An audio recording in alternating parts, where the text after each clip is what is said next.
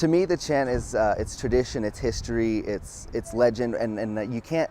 To me, you can't hear the chant without thinking of all the players of the past year, Paul Pierce's, Wilt Chamberlain's, all those guys who have come here and done such great things for the university, and then gone on to do great things. And for me, it's a source of pride as well. It means either you just got your butt kicked or you're just about to get your butt kicked. So it's either a warning or a sorry that happened to you consolation prize kind of thing. So. Professor E.H.S. Bailey started it on the way to a chemistry competition with the chemistry club, and it originally started as Rah Rah Jayhawk Go KU, and got back to campus, and the geology department eventually changed it to Rock Chalk because of all the limestone rock around Lawrence.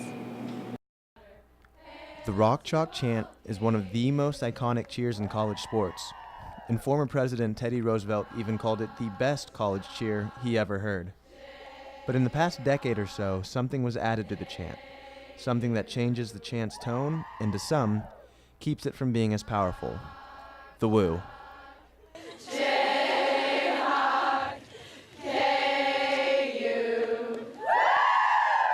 The woo is a recent addition that is not the greatest thing that's ever happened to it. I hate the woo. I absolutely hate it. I don't like it at all. Hate it. It subtracts for sure. Woo should not be in it. I think it just is better without the woo.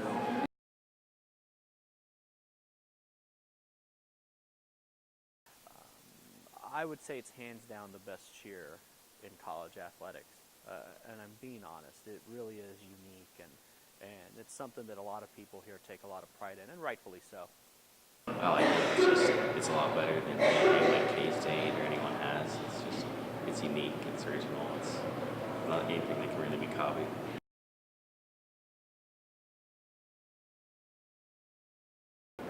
Because it takes away from like the chilling aspect of it. Like between part of what gives me chills for the chant is like in between it, whenever like everyone pauses and it's like the Jayhawk KU, like the end of the U echoes into the silence. But if you add the woo, it like takes away from that. So I just don't like it.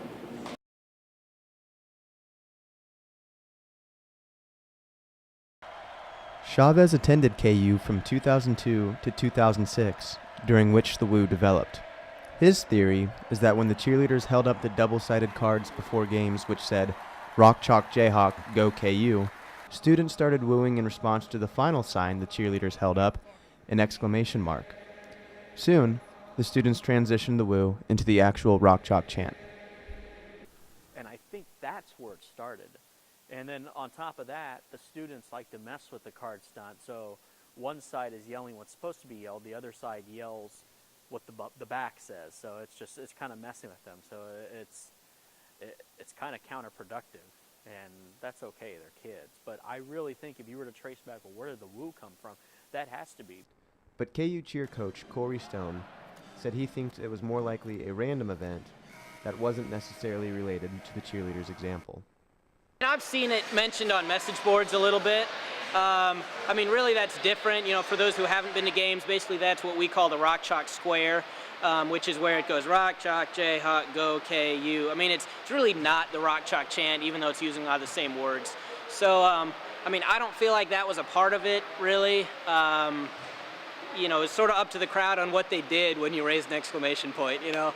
Honestly, I think the woo was added on as just people's inability to keep their excitement away. I think it's just a natural reaction when we're winning to woo during the chant. So I don't blame people for wooing. I think it was just sort of a random thing where, you know, maybe even just once somebody went woo, you know, and then all of a sudden it just started to catch on. And, you know, I don't think it was a planned effort by anybody. I think it's just sort of one of those things. Chris Good, a graduate psychology student, said that regardless of the origin of the woo, it most likely wasn't initially shot down when students first devised it, leading to the woo becoming part of the collective conscience. When it was introduced, if people weren't chastised for that behavior, if they weren't kind of derogated by other group members of like, don't do it, stop doing it, instead it picked up and it was replicated, then it meets that kind of level of acceptance by the community. You know, a lot of other schools, you run across fans no matter where. You might say, go this or go that, or you might have something. But when you come across a Kansas fan, and you are a Kansas fan, and you just yell Rock Chalk to the other, and the other one says Rock Chalk back, and they're proud of that. It means something. It means something that much more, and especially when you're talking about basketball, I'd say the chant is as sacred as the tradition of that particular sport at this school. And that really is at the heart of why the Woo is so controversial. It isn't just that a beloved chant was changed. It's that the chant serves as a sort of membership card for students, fans, and alumni, acknowledging them as Jayhawk supporters. It's one of their social identities, but not all of them got a say in that chant changing. A lot of people on campus take pride in being a Jayhawk, but that's also, it's not strictly an external identity, because it also infers on who they are as Chris or Jeffrey or whatever, as an individual, and they share those values. Not everyone is so firmly against the Woo. Chavez and Stone both understand people push back against it because the Woo doesn't necessarily fit in with Kansas's storied tradition. But for them, it just isn't a huge deal. To be honest, I never thought one way or the other, either way. I understand why, for everything I just said before. That's why it means something. It's sacred, and it's a tradition. And in the tradition, they don't say woo. But you won't find me hardcore one way versus the other. It is what it is. I mean, you know, I'm one that, I mean, I understand the people who really want it gone, and I mean, I prefer it without it too, because I think it's cool to have that sort of eerie silence, you know, I think that's pretty awesome. But, you know, when I heard it, it's like I wasn't really bothered by it enough to, you know, I didn't stand up on my own and say, look, we're going to try to stop this. But then, you know, some people, you know, started that effort, really, and said, you know, hey, we should get it back to the traditional way, and I was like, you know, I was on board with that. That sounded fine to me, you know. I mean, cheerleaders, we're not really equipped to stop something, you know, I mean, everything we do, our signs, our megaphones are to get people to yell things. So, you know, and I got some emails about saying, hey, you know, help us stop it. And I'm like, well, you know, we'll try, but, you know, we're not really equipped to have to tell people to be quiet, you know. So, I mean, we did some little things like, you know, the girls used to shake their palms during the woo, sort of, or they might woo themselves, and so we stopped doing that. You know, we just have our guys and our girls be silent and still during that part, just to encourage the silence as best we can.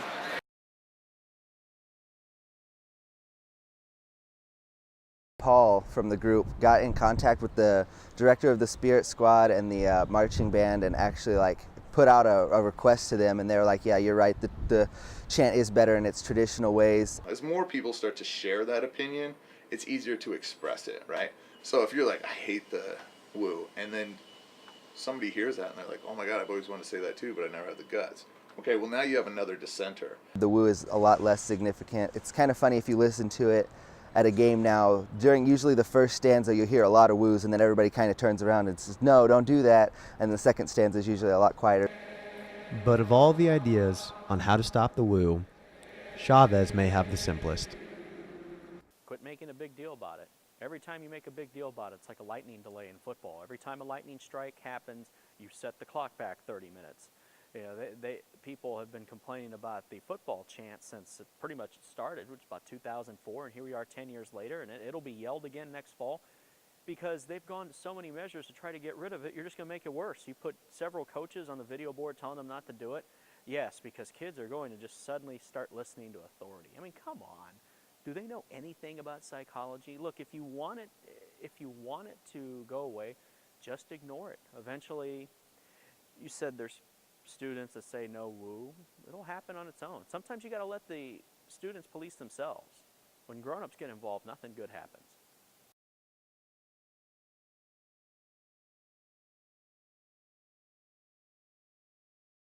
It's an eerie feeling. I think it's just almost like an eerie sound. I think what makes it special is it's kind of slow and eerie. I mean, I love the slow eeriness. It's almost got a like a Catholic Latin chant kind of feel to it, where it's ominous and it's quiet and it's haunting,